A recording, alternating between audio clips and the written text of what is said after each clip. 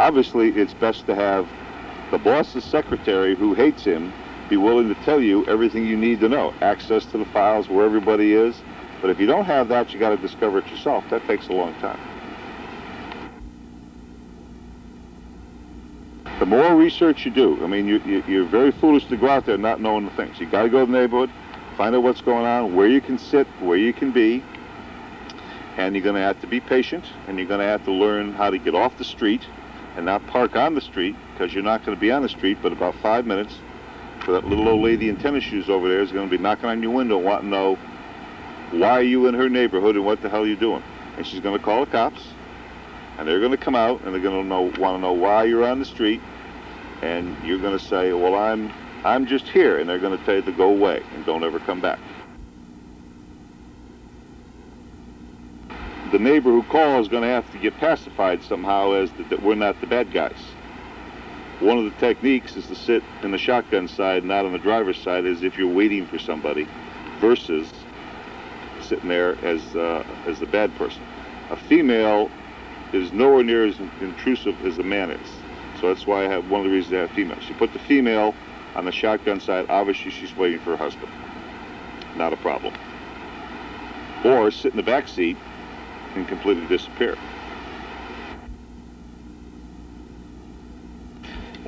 Also, dressing and disguising can help you too in a surveillance, especially if the person knows you. When we go on surveillance, we take a change of clothes, a couple of changes of clothes, so that we can fit into any situation. Like when I'm following someone, if I anticipate they might go to the beach, I make sure I have a swimsuit and a towel with me, and shorts and a t-shirt and blue jeans. You know, anything that I might need to have to fit in with wherever they might be going. So that any investigator will tell you that they've never followed the wrong person, is not telling you the truth, or they never did any surveillance work. If we're led to believe that there's only one man who lives in that house, or one woman who lives in that house, and whoever comes out and gets in that car is who we're looking for, and they drive away, many times that's not who we're looking for, because we didn't have a good description of the individual. Well, yeah, anybody can follow anybody. It's hard, very hard to follow somebody in surveillance. I'm sure if you, as an investigator, you know that. Even the professionals lose them all the time. But say they didn't lose them, they followed them from point A to point B and happened to be a chick's apartment. And then what are they going to do when they get there? You know, they have to decide. They're not documented like a professional would. You know, the dates, the time, what the people are wearing, every little detail that would build the case. All they're doing is say, oh boy, there's my boyfriend or my husband with this other chick, you know, what am I going to do? And they barge out of their car and they run right up to him. And that's what happens. But yes, you know, anybody can follow anybody if things stay with them. I've followed someone from foot to car and back and forth for quite a while. And I've followed people in a mall. And I've also noticed that when I'm following someone, when I first started, the first time I did it, I was really worried that I was paranoid. I was worried that I was being noticed. You know, I always thought they were onto me. And come to find out, they never were. It's just you gotta learn to not think that way, because half the time, if you think somebody notices you're following them, they don't. They're singing along with the radio and they have no idea. Because if you think about how many times you glance up in your rearview mirror to see who's behind you, you just don't do it. A surveillance from a non-professional. Well, I'll give you an example of when we do it, professionals. We usually have cellular phones because they're inexpensive today, and anyone can have a cellular phone. If you do a two-car surveillance, which is even better, because if you're following an individual and you're afraid you're too close, by breaking off and calling the other party, your associate, your buddy, whoever, your other spy, they can take over on the surveillance, and it doesn't look obvious like a person's being surveilled. And this way you can follow somebody. It's not, we don't recommend we never go bumper to bumper. We don't break the other person's taillight to keep up with them at night. You just maintain a nice distance. We don't go around running red lights, which sometimes we have to jump a light because we don't want to stay too close. But I advise, if you're going to run a red light, you're taking a chance of getting a ticket as well as getting hit and killed by another car. We do it in a very careful way, you know. Sometimes we won't run a red light in a situation we cannot do it. Also, when following someone, it's good to have a video camera to monitor moves, which sometimes you want to bring another individual so you can drive and one person can film. It's good because if you stop the vehicle, sometimes you can't get your camera on. I, as a professional, feel that I can handle the camera and drive. I don't film while I'm driving, but as I stop, I'm prepared to start filming. I have a way I turn my camera on, and it's ready for when I stop. If necessary, we'll take one of the rental cars and put 2 people in it, one with the camera and one to drive. Because you can't drive and shoot and film at the same time. It's very difficult. You usually run off the road every once in a while. If I see an individual, and at certain signs, you know when a person's about to park and they pull over, so you can make him move. We have to pull over in a situation where we have to pull over quick, safely, which in a nice position where you can film. Also, in surveillance, you have to, like I said, you maintain a distance, do not speed. Sometimes you have to step on the pedal a little bit, but if you're with another individual, you can keep in contact. Two-way radios are also good if you don't want to go the cellular telephone way. There are a lot of people that are very cautious drivers that use their directional signal everywhere they go. In those situations, they're always looking in their mirror for somebody following them. And if you're good enough, you can follow them by driving in front of them and let them follow you. And if they make a right turn, you go down to the next block, make the right turn, and come up in back of them. They never suspect that. And then you pass them again, and you're in front of them, and you just wait till they turn. This list comes from 2 tours in Vietnam and getting caught short someplace along the line with a toy or a piece of equipment I needed and regretted not having, okay? You want to get with the basics while on surveillance. If you don't have this, you're going to float away. So we'll let that one float away, okay? The next thing you got to be able to do is you got to be able to talk to somebody. Cellular phones. They're expensive. They're valuable beyond belief, okay? You can look like you know what you're doing if you have one of these.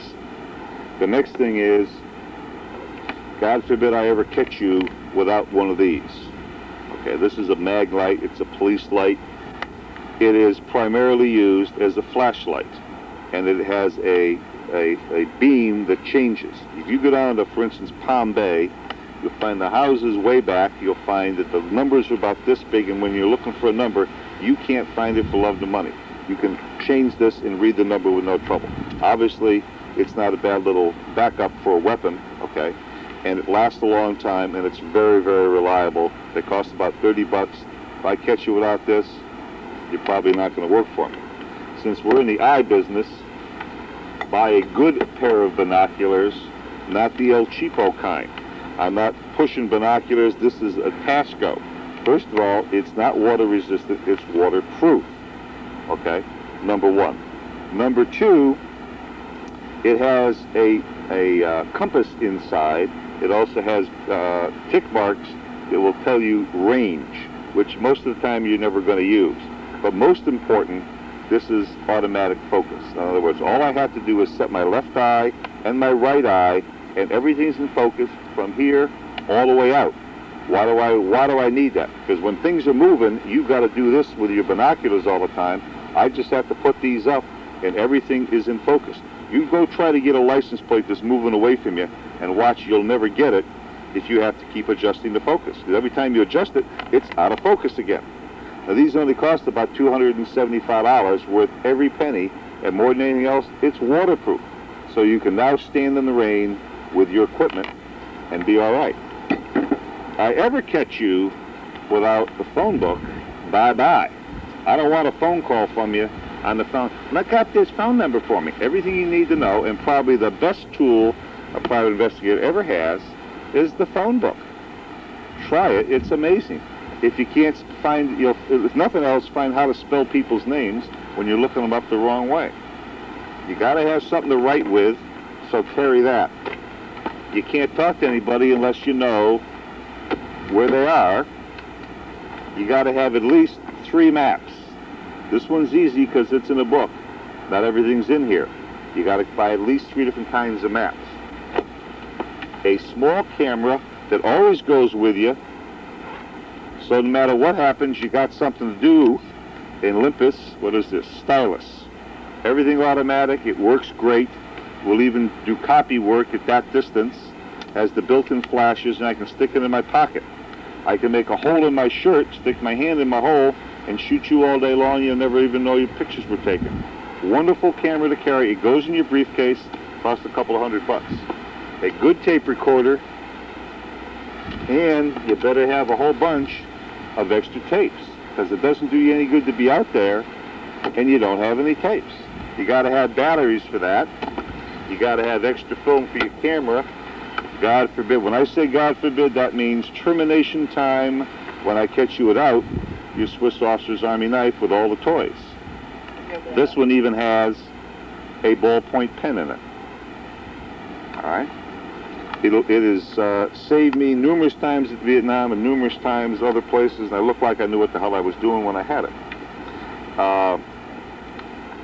The business cards, pens, your license, your company name, and more than anything else, the money that I require you to carry with you at all times, $20.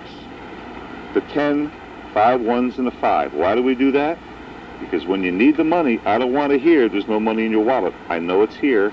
I know the problem's solved. What else do we need?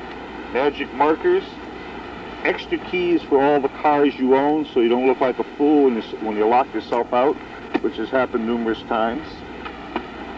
And a backup toy tool. Where is that little backup tool? Somebody stole my backup tool. For the Swiss Officer's Army knife, a calculator isn't bad. And this one's solar powered. And another little toy that goes a long way, a Leatherman's tool. The big reason is it gives you pliers and a lot of power, and other things are inside. You carry all that, and I'll guarantee you, whatever you go out to do, whatever the mission gets changed, whatever the boss wants, you say, not a problem, boss. That one's covered because you've got what you need. I got a whole bunch of them. This is the Nikon 4S with a data back on the back. And the macro lens, a 35 to 135, a 200, and then a 1.6 automatic focus multiplier, and the best flash ever made, SB24. There's a lot of money in this bag. A lot of money. I mean, just the back here, this data back is $700. And it'll do so many things, it's unbelievable. There's more of a computer chip in here than the first computers that were made, believe it or not. But, for instance, if you want to put date time on the picture, well, everybody can do that. But this will also put it in between the film, the negatives, and not on the picture. And you can put date time, you can put exposure, you can put sequence, you can put anything else you want on the data back. It'll take 19 pictures at a third of an f-stop difference in 3.5 seconds of the same scene, just by hitting a button. It will, if I wanted to catch somebody coming out of a door